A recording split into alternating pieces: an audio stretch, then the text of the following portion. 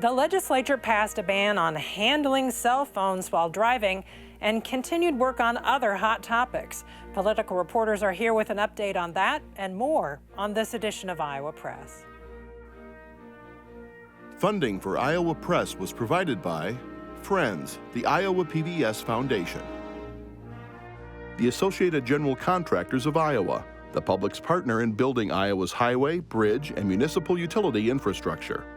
Elite Casino Resorts is rooted in Iowa. Elite's 1,600 employees are our company's greatest asset. A family-run business, Elite supports volunteerism, encourages promotions from within, and shares profits with our employees. Across Iowa, hundreds of neighborhood banks strive to serve their communities, provide jobs, and help local businesses. Iowa banks are proud to back the life you build. Learn more at iowabankers.com.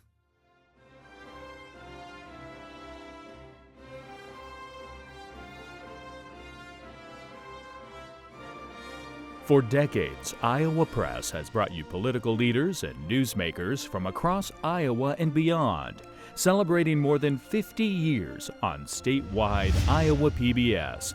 This is the Friday, March 28th edition of Iowa Press. Here is Kay Henderson. It's not an exaggeration to say that the Iowa House and Senate this past week debated dozens of bills. And there are dozens of bills awaiting legislators' action in the weeks ahead. The people who've gathered at this table today have written about many of those bills that were debated, and we're going to set the stage for what is to come. But first, we want to focus on what happened this past week. Joining our conversation are Amanda Rooker. She is the chief political reporter for KCCI-TV in Des Moines. Stephen Gruber-Miller is the Statehouse and politics reporter for the Des Moines Register. And Erin Murphy is the bureau chief for the Gazette in Cedar Rapids. Okay, big news. Don't be doing this while you're driving, right, Erin? Hello, Erin. We're going to start with a big deal. After more than a decade, yes, the Iowa legislature has taken a vote on a very important piece of legislation. I can do that at the Iowa Press table, but very soon I will not be able to do that while I'm driving. The Iowa legislature, both chambers, have now passed a bill that will make it illegal for drivers to operate their phones with their hands while they're driving. You can still use them in hands-free modes, Hey Siri, or if you've got CarPlay on, you can use them that way. But starting July, that will be illegal to use your phone with your hands while you're driving. As you noted, there's been an effort for many, many years to make that happen ever since the texting while driving law was passed in 2017. The Senate has always been willing. They've passed it a couple times this year. Just this past week, the House also passed it. Governor Reynolds is clearly going to sign it. She talked about it in her condition of the state address. Stephen, it was almost anticlimactic. It was. The debate in the House lasted about 2 minutes, and they got up and they said, thanks to everyone who's been working on this, and let's pass it, which, much more has happened behind the scenes. And one of the things that lawmakers did say is they credited advocates, including family members who have lost loved ones to distracted driving, who have been up regularly at the Capitol telling those stories to help lawmakers get it across the finish line. And after being, after being told how close it was all these times, the vote was 84-11, if I remember right. It was a super wide margin. Right. No, I was just going to say, I think one of the changes is you had a really different caucus in the House and the Senate with the coming off the heels of the November election. You had wider majorities in the House and the Senate for Republicans, and that's what one of the lawmakers told me is he felt like there were some new faces, new perspectives, and also in prior years you had this bill kind of attached to traffic camera regulation, and with that reform being passed last year, it kind of gave the green light a little bit for this legislation to get through. Well, and I think the Democrats have been willing to support this for a long time, but they don't control the majority. Right. The Republicans wanted to be able to reach a majority with their membership before they would bring it up for a vote. The old majority of the majority rule, or we won't do the bill, right? Yeah. The other bill in regards to cell phone policy that cleared is dealing with schools. It only cleared it hasn't gone to the governor yet, I'll just say, Amanda. Right, but lawmakers are working on this, and this is another one of the governor's top priorities this session. She wants all school districts to have kind of like a minimum cell phone policy that would say you can't have your cell phones during class time. And it's kind of to nudge some school districts that haven't taken action on smartphones yet. The Iowa House passed this bill. The Iowa Senate has passed this bill, but they added in a piece to it saying that the Iowa Department of Education has to create kind of a standard policy for schools to be able to look at a guideline, a model by May 1st. So lawmakers are still kind of tinkering with it. The other thing was when the governor rolled out this policy, she said, you know, we should teach those 6th, 7th, and 8th graders about social media, and that's not in the bill. That's right. House lawmakers took that out. I think the Senate version. There's been so much action. it out? But I thought so. It's not in the House. Right, It's not in it's the gone, Senate. right. That you've exposed that I Right. wasn't totally caught up on where this was. But yeah, no, that's out of there. Perhaps they'll do that through a different means. But right now it's just purely that standard that children in the classroom cannot have cell phones. And it was pointed out, and I'll to your point, I'll confess to not have realizing this as closely as we followed it throughout. It was pointed out in the Senate debate that it's not a all-out ban. The word is restriction. Right. It's not ban. So you could technically develop a policy that says only for half the time you can't have your phone on you in a classroom. You just have to restrict it. You don't have to outright prohibit it. And during debate in the House, Representative Jeff Shipley complimented two school districts, Ottumwa and the Des Moines Hoover High School, which have implemented a policy and seen really remarkable results. And at the Hoover High, they've had a dramatic change in student behavior. In Ottumwa, they said they've actually seen a huge change in academic performance too. They have way less Fs, way more As. And if you go, it's really interesting. They have like a locker system where they have all students drop their phone in at the start of the day. They, though, have a bell-to-bell program, which schools would be able to do. They could take this policy further. They just have to have some sort of minimum. And I think this is why you're also seeing such wide bipartisan support for these. Democrats are on board too, and that's one of the reasons they've stated. We've seen the evidence in places where this is already taking place and how it's clearly good for educational outcomes. So it's got some very broad support. And not to belabor it, but I think students are also actually excited about this. Like, I think there was a lot of questions of really are going to get teenagers to be okay with putting away their phone. But some of the students I talked to in Ottumwa told me, I was so anxious or so glued to my phone, or I was facing cyberbullying. And now, like, I'm not even thinking about that. And I actually get to feel included in conversation at lunchtime. So, like, they're sort of seeing the positive results, which will be interesting to see across the state if that happens as well. Well, and I interviewed someone from Ottumwa a couple of years ago, and one of the things they said was the kids are looking and talking to one another in the hallway. Before that, they would just walk down the hallway looking at their phones and not interacting with one another. So it's really been a sea change in what's happened in that school, and we may see it in other schools around the state. Stephen, big news late this week from the Attorney General of Iowa. Yeah, that's right. Attorney General Brenna Bird is suing Winneshiek County under the state's Sanctuary Cities Law from 2018, Sanctuary Cities and Counties, which says that law enforcement officers in the state shall not discourage immigration enforcement or fail to basically comply with requests from ICE, Immigration and Customs Enforcement, for like detainers holding somebody in jail longer than their charges would perhaps allow so that ICE can come and pick them up. This is because Winneshiek County Sheriff Dan Marks last month posted on Facebook that he essentially was going to not comply with those ICE detainer requests. He later, in email correspondence with the Attorney General, said, actually, Winneshiek County does have a policy saying we do comply. They have complied with detainer requests from ICE 21 times. But the Attorney General says that this post amounts to discouraging immigration enforcement and then falls under a violation of the law. And so she asked him to take it down and to post essentially a disavowal of that previous statement. He did take it down. He did not post the disavowal. They're in court, so we will see what happens next.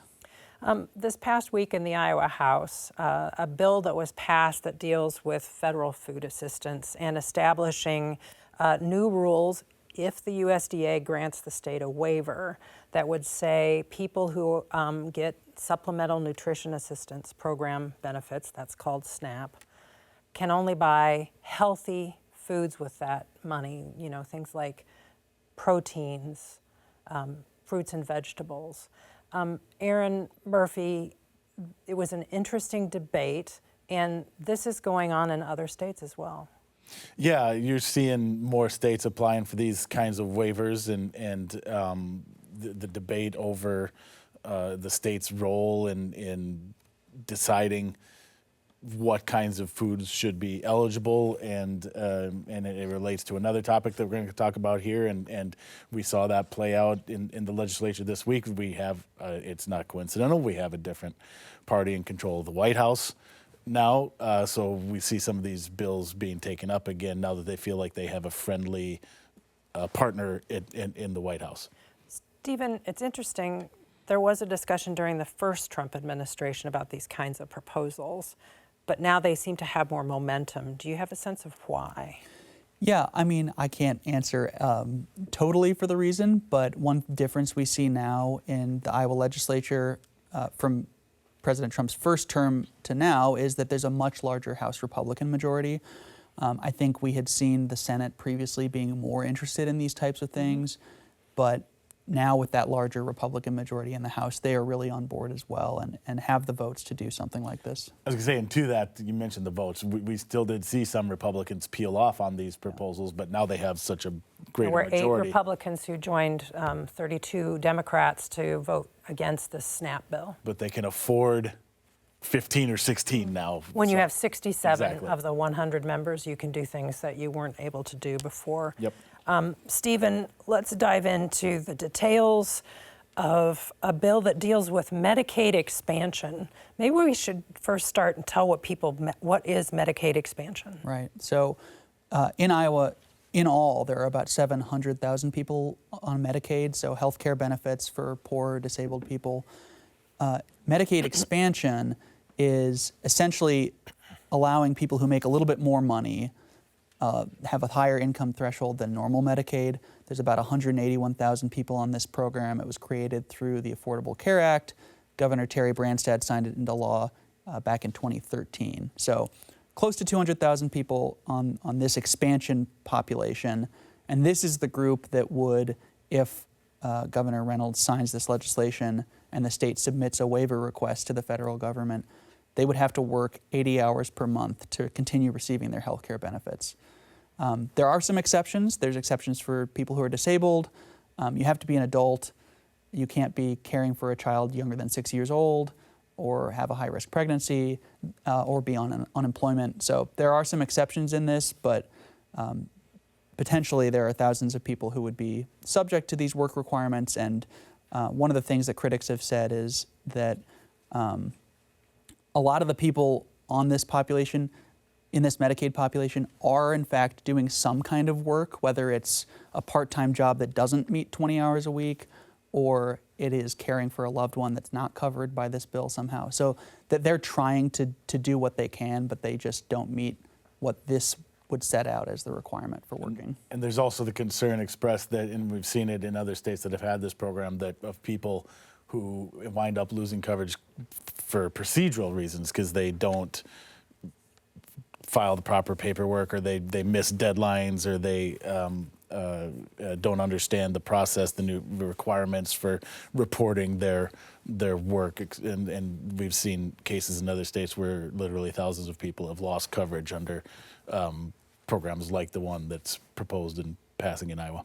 Another thing that was interesting on this was that it seemed like the Democrats were less threatened by the work requirement piece of this bill and more about a mechanism in the bill that would potentially shut down Iowa's Medicaid expansion program if the federal government grants a waiver to Iowa and says you can put these work requirements in place, but then later takes it away, or if a future administration comes in that's maybe politically different than the makeup right now and changes their mind, that the Iowa Medicaid expansion program would automatically shut down. Democrats were concerned that that could eventually kick all the Iowans that are on that program off their benefits. But removing that program is also subject to federal approval. Yeah, Democrats essentially accused Republicans of gambling with the health care of those 181,000 or so people. And the Republican argument for this is it's sort of Democrat-proofing the work requirements because if a Democrat comes in and takes office and wants to yank the waiver for Iowa to do work requirements, then they would trigger this language that says the state has to try to end the Medicaid expansion. So the idea is to make it politically unpalatable to end work requirements. And to put a finer point on this, Stephen, you mentioned able-bodied adults. That doesn't mean people over the age of 65. And many people who are residents of nursing homes in this state are both, getting benefits from Medicare and from Medicaid. Not sure they would be part of this Medicaid expansion. But other concerns that were raised were about cancer patients. Right. There are people who, through chronic illness or other means, just might not be able to work. There is a good cause exemption. The law would give the Secretary of the Health and Human Services Department ability to exempt people from the work requirements for good cause. But again, critics' concern is just that there are a lot of people who could be caught up in this and have to go through all these hoops, essentially, even if they do end up ultimately qualifying. Amanda, the Iowa Senate, as it did previously in a previous year, has passed a bill that grants some liability protection to the makers of farm chemicals if the label matches federal requirements. Tell us about that. Yeah, so this would basically prevent severely sick Iowans from being able to sue pesticide companies for failure to warn over health risks. And this really centers on this chemical called glyphosate. It's produced by Bayer. It's the active ingredient in Roundup. There's a production plant in Muscatine that I think develops like 70% of Roundup in North America. And they've faced recently some really expensive lawsuits surrounding this chemical. The argument for this legislation is that if you put a label on the chemical that is federally compliant, that meets EPA regulations, then they shouldn't be faced with these meritless lawsuits that they say threaten this really important ag chemical. At the same time, Iowa has some of the highest cancer rates in the country. A lot of people facing the illness are farmers that, say they've worked with this chemical for years, and that, if there's different debates on the health risks of this chemical. And opponents to this bill say it takes away a measure of justice for sick Iowans at a time when we're seeing cancer rates rising. One thing I found particularly interesting is that in the Senate, this was a really close vote. We usually see things kind of come down on party lines, but it was 26-21, and I think 6 Republicans broke and voted against this legislation. Another piece of this is that the Iowa Senate passed it last year, and it died in the House.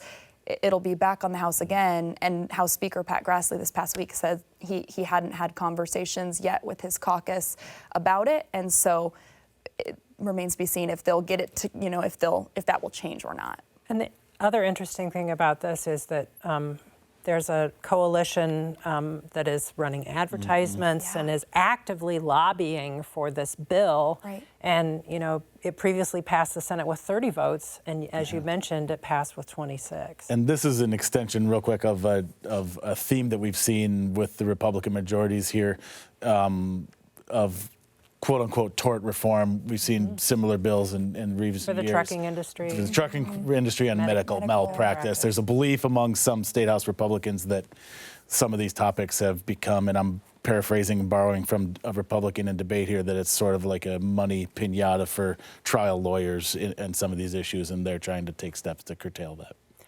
Erin, a couple of election-related bills cleared the Iowa House this past week, one of which has elements in it that have been discussed for several years, dating back to a really close congressional election in Iowa. Yeah, those of us who have been around long enough remember 2020 congressional elections and Congresswoman Marionette Miller Meeks winning by 6 votes out of hundreds of thousands cast. And there was obviously a recount in that election, and it sort of shined a light on the patchwork of different recount procedures that happened in the different counties. And ever since then, county auditors, our local elections officials, have been begging for recount reform. And there have been some bills, haven't made it, obviously. As you alluded to, we've got some passage again. We'll see if they make it to the governor this time, but it would deal with some recount reform, streamline the process, make some other changes. There was also measures in there about the Secretary of State looking for non-citizens on the state's voter registration rolls. There's a ban on ranked choice voting. Go find our coverage for more on that, because we don't have time to get into what that means. It's a different way to vote versus the two-party system. And also a measure that libertarians in Iowa don't love that would raise the bar for how a party earns major party status in Iowa by requiring you to earn that 2% threshold in 3 consecutive elections rather than just 1. And Stephen, the backdrop for this debate was the Secretary of State, Paul Pate, recently announced that he had gained access to a federal database and determined a group of non-citizens were registered to vote in Iowa in 2024, and 35 of them had ballots that were counted. Yeah, that's right. So the Secretary of State, 2 weeks before the election, if you remember, ordered county auditors to challenge ballots of more than 2,000 registered voters in Iowa if they went to the polls, because he thought, because of data that they had presented to the Iowa Department of Transportation at some point, that they might not be citizens. Well, fast forward to now, and Secretary Pate has the list. He says that 277 people, so a much smaller number, but still several hundred people, are non-citizens who are registered to vote in Iowa. 35 of them successfully voted in 2024. So he's asking for some more of this data to be given to him earlier, allowing poll workers to ask voters about citizenship status at the polls if there's reason to believe they might not be citizens, things like that, to avoid some of this issue.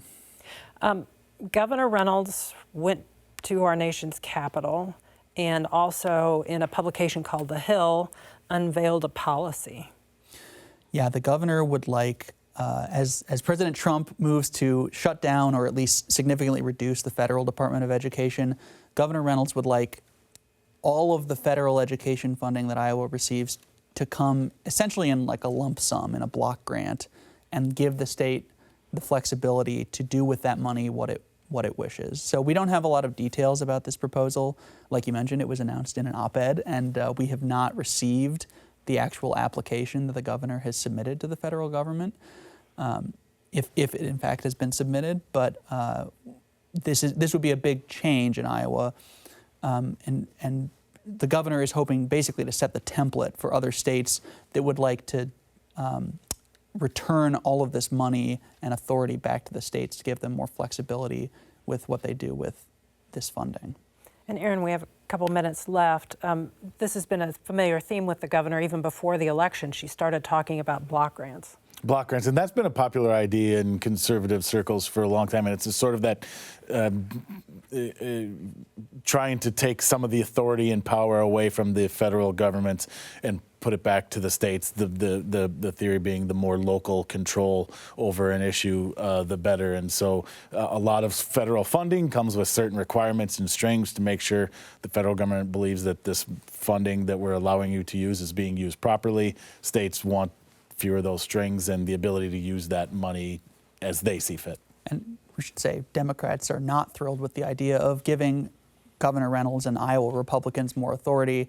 They've pointed to many of the changes Iowa Republicans have passed, including education savings accounts, massive changes to Iowa's area education agencies last year, as reasons that they don't trust Republicans here to carry out the spending with that federal money.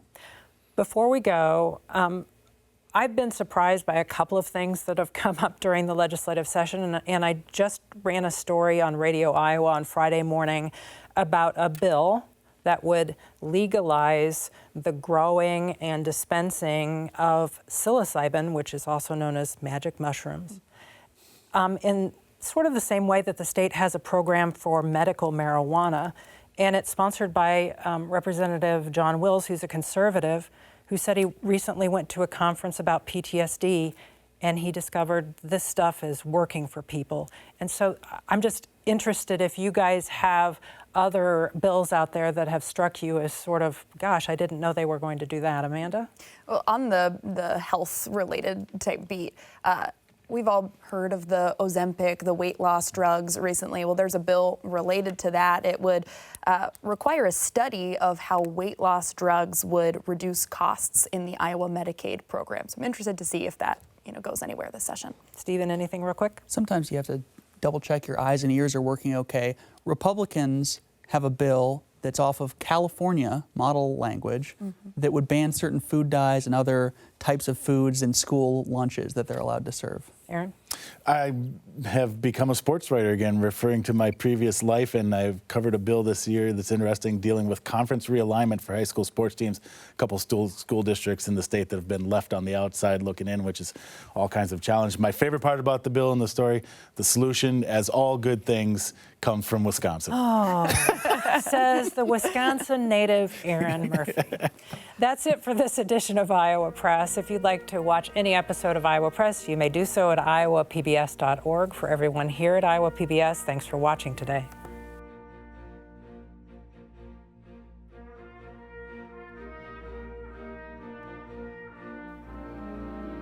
Funding for Iowa Press was provided by Friends, the Iowa PBS Foundation, the Associated General Contractors of Iowa, the public's partner in building Iowa's highway, bridge, and municipal utility infrastructure. Elite Casino Resorts is a family-run business rooted in Iowa. We believe our employees are part of our family, and we strive to improve their quality of life and the quality of lives within the communities we serve. Across Iowa, hundreds of neighborhood banks strive to serve their communities, provide jobs, and help local businesses. Iowa banks are proud to back the life you build. Learn more at iowabankers.com.